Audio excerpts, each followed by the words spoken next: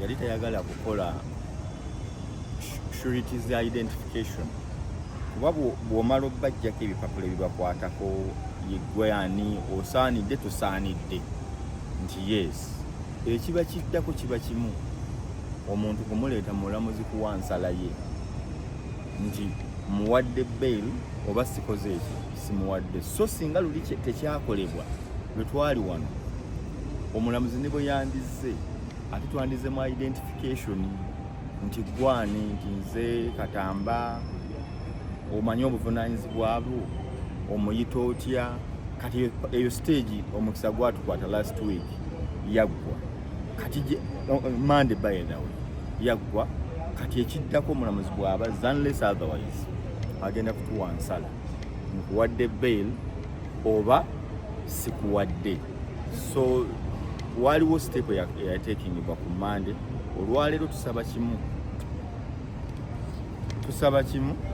mulamuzi baŋŋamba nsembereko eno olwaleero tusaba kimu omulamuzi okulaba nga alabikako mu kooti omulamuzi bw'aba alabise mu kooti kuba nkugambye nti high court oba emisango gyonna omulamuzi ali mu musango mu mitambo bw'aba tazze tiwabaawo kikolebwa era bw'aba tazze ekibeerawo eva kiba kimu gundi sandi so ojja kukomawo ate mu kooti ku lunaku bwe luti tulabyeko Kanso Kabega ng'ayingira ate kigambibwa y'omu bannamateeka abakyasinze okuba abakuukutivu mu ggwanga mu misango nga gino egya capital offense tusuubireyo Hajji okuweebwa bail abantu ba Hajji tulina essuubi ddene nnyo naye kooti eno tewoza musango gumu. He's got the whole wide world in his hands. Ho, ho, ho, ho. St. Mark's College, Namagoma, Christmas Cantata 2024 is now in Theatre La Bonita under the title Breath of Heaven. It's going to be massive. On the 6th of December, it's going to be a VIP show, 200K. On the 7th of December, it's going to be a family show. Adults 50K and students 20K. This is wonderful. I am going to be part of the show. I'm a guest artist on the show. So ladies and gentlemen, come one, come all. Where? At Theatre La Bonita. Who are we going to watch? St. Mark's College.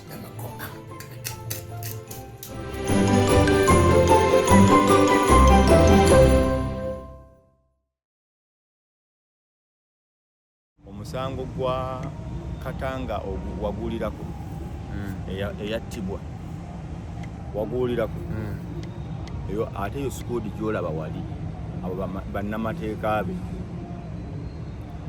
nabo bagenda mu musango gwabwe era bwe nakusinga lwakuba kamera zabadde nda kulengeza ttiimu eyingiddewo bali bolengera wali okuli omusajja omweru waliwo ayambadde galumenti otunuzaayo kamera omusirikale akutte n'ennyonda agitunuzaayo gwagikuba so bazze ku ekyo naye nze kyenkugamba nti ttiimu y'abalooya aba Hajji nzito oba waliwo ku kooti omulundi kuli wagiwulira kuba ne siteeti namulabanga si mutene yali tasaaga yatematemaawo amateeka nempulira abantu b'essayidi eno nga baagala kufuluma abantu ba Hajji bagambye ekisajja kibadde kinaye nga kyo kibikkula biki bitabo naye bwe baba basobola okukyetakkuluzaako ab'essayidi eno tebasaaga nabo kyali tekisaaga simu oba wakiwulira walimu mu kooti waliwo abamu be twabuuza okwali ono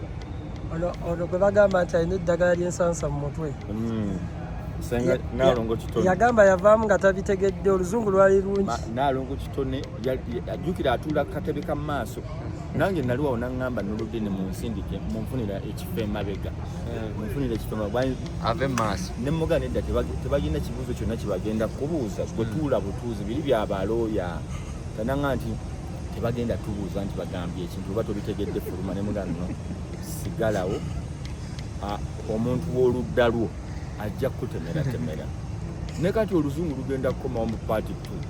Noordeen, watya singa Hajji tafuna bbeera olunaku olwaleero? Tusuubire ki?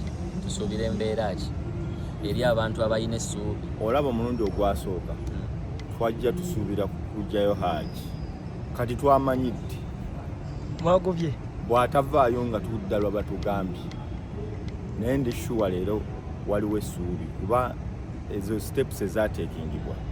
Kasita baakugamba twagala sureties identification, be baani abasobola okumweyimirira, eyo step eraga nti waliwo ekkubo erikola ki erikwatiddwa, chance weeziri